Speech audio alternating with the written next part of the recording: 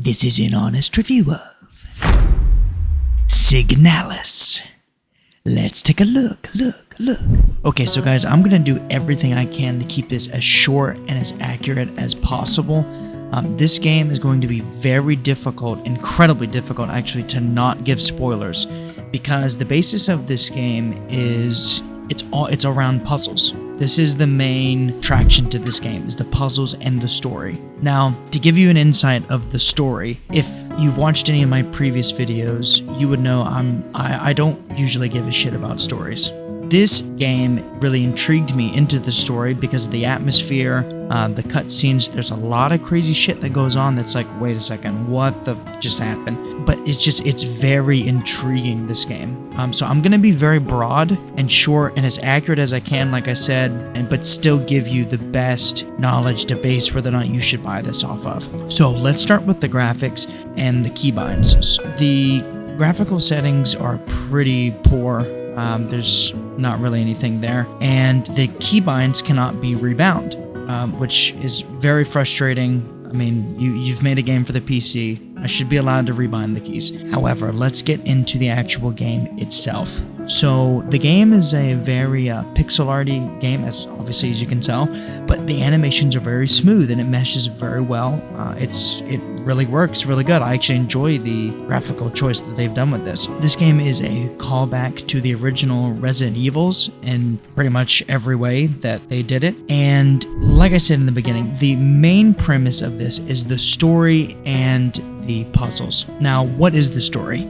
This is very broad, but what you're trying to do is you play as this character named L-Star, and she is a robot, and she's trying to find her friend who is named Anna, something like that, and she's trying to find her. Okay, that's the generality I'm gonna get. I did not get through this game, and I got about maybe 2 to 3 hours in. However, I do feel like I've played enough to let you know how the works of this game is and what you're going to be getting into. The puzzles in this game are very thought-provoking. Like in Resident Evil, you are going to be going back and forth, backtracking over backtracking to get to other rooms. And it's going to be... this game does not hold your hand at all. Typically there is, a game will hold your hand way too much where the game plays you, and this is like realistic level of thought required. There's no hints. You'll spend as much time as you need until you find it. Now, given that, this is going to fit a very niche amount of people. I don't think this isn't meant for the general audience.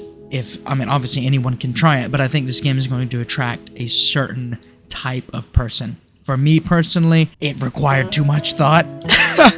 As awful as that sounds, it's not because the game's bad. It's just not. It's not. I think I just require a little bit more of a nudge. This game is a lot more raw with requiring you to figure out stuff on your own. And whenever you do figure out something, it feels really nice. It feels really good. The puzzles are all kinds of different. I mean, you'll go into one room and you'll go and pick up an item that allows you to open up a door, but then you go into that door, then you find something in there, like a key or something that was a part of another key that you found in another room that now you need to combine together to open up a box somewhere else.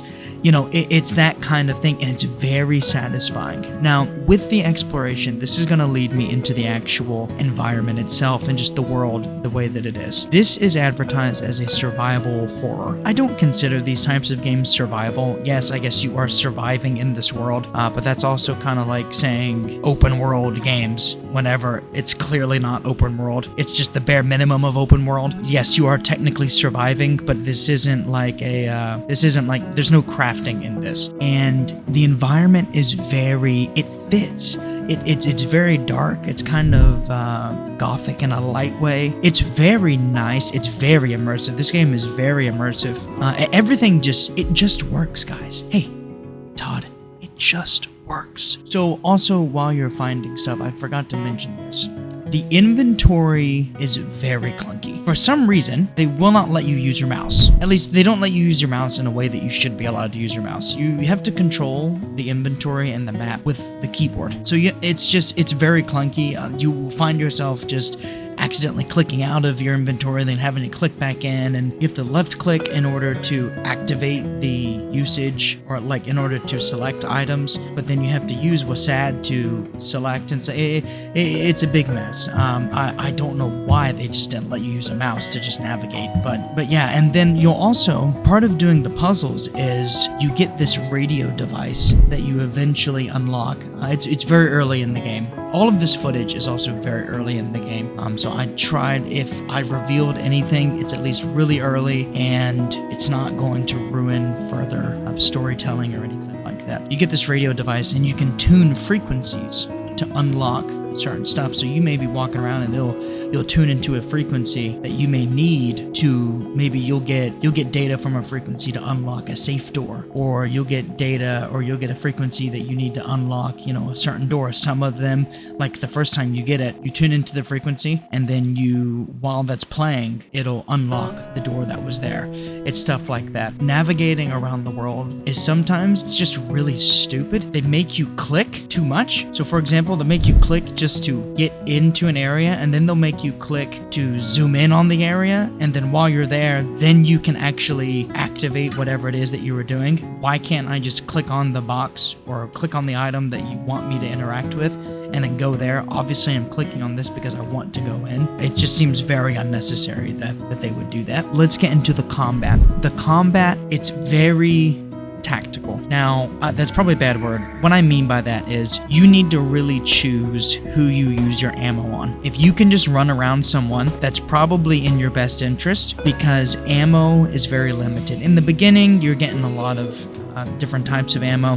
Where I am now, I just unlocked the shotgun. In the beginning, you get handgun, and then you get the shotgun later on, and then you get some stun batons you can use, but later on I've seen you can unlock all kinds of weapons later on, so that's good. And the guns are very loud.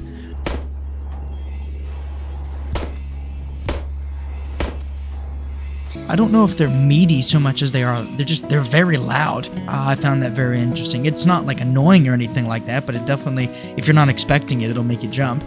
The AI of the enemies are pretty, I mean, I guess given that they're creatures, they're not human beings. It's not awful, but then sometimes it is. There's been a couple of times where I'm just standing right by them and they can't see me, but then I'll walk behind them and then they can hear me, but other times they can't. It seems like it works because these aren't human beings that we can relate to. It kind of feels like it works, but at the same time, it's like, no, I feel like you should be able to hear me or see me from there. But it's not game breaking. And that's because I don't think the combat isn't the main function of this game. Like I said, it's the puzzles. The puzzles are very deep. They're very good. Like I said, you're going to be running around a lot, and you're trying to uncover the mystery about what's going on in this place.